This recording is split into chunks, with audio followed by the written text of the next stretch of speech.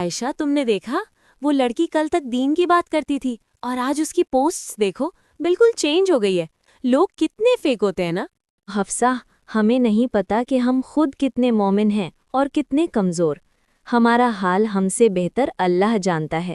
مطلب غلط کو غلط بھی نہ کہیں؟ غلط کو غلط کہنا اور کسی کو جج کر دینا دونوں الگ چیزیں ہیں۔ پر اگر کوئی اوپنلی گناہ کرے تو پھر؟ قرآن سورہ حجرات 49:12 میں ہے کہ زیادہ گمان اور تجسس سے بچو۔ ہر انسان کی کہانی ہمیں نہیں پتا ہوتی۔ لیکن مجھے تو بس غصہ آتا ہے، کبھی کبھی لگتا ہے کہ میں تو کم از کم اس جیسی نہیں ہوں۔ غصہ اس بات پر کرو کہ گناہ ہو رہا ہے، لیکن اپنے دل کو اس سے بچاؤ کہ تم خود کو بہتر سمجھنے لگو۔ یہی تو خطرہ ہے، جب انسان کے دل میں یہ آتا ہے کہ میں بہتر ہوں تو پھر گرنے کا ڈر شروع ہوتا ہے۔ مطلب؟ رسول اللہ صلی اللہ علیہ وسلم نے فرمایا، صحیح مسلم 2623 میں، کہ جو شخص اپنے بھائی کو کسی گناہ پر ذلیل کرتا ہے، ہو سکتا ہے کہ خود اسی آزمائش میں ڈال دیا جائے۔ یعنی اگر میں کسی کو جج کروں تو میں بھی اسی میں گر سکتی ہوں؟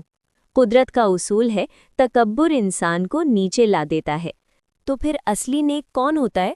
اصلی نیک وہ ہوتا ہے جسے اپنے گناہ نظر آتے ہیں، جو رات کو اٹھ کر اپنی مغفرت مانگتا ہے، جو دوسروں کے لیے ہدایت کی دعا کرتا ہے، بد دعا نہیں۔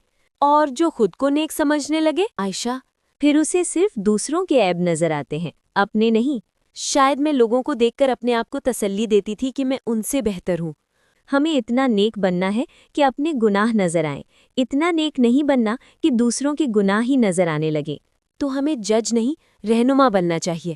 بالکل، جج بننا اللہ کا کام ہے، ہمارا کام نصیحت، دعا اور خوف خدا ہے۔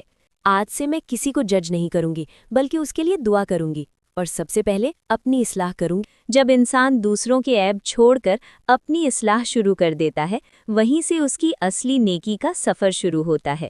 اللہ دلوں کا حال جانتا ہے، اور وہی سب سے بہترین فیصلہ کرنے والا ہے۔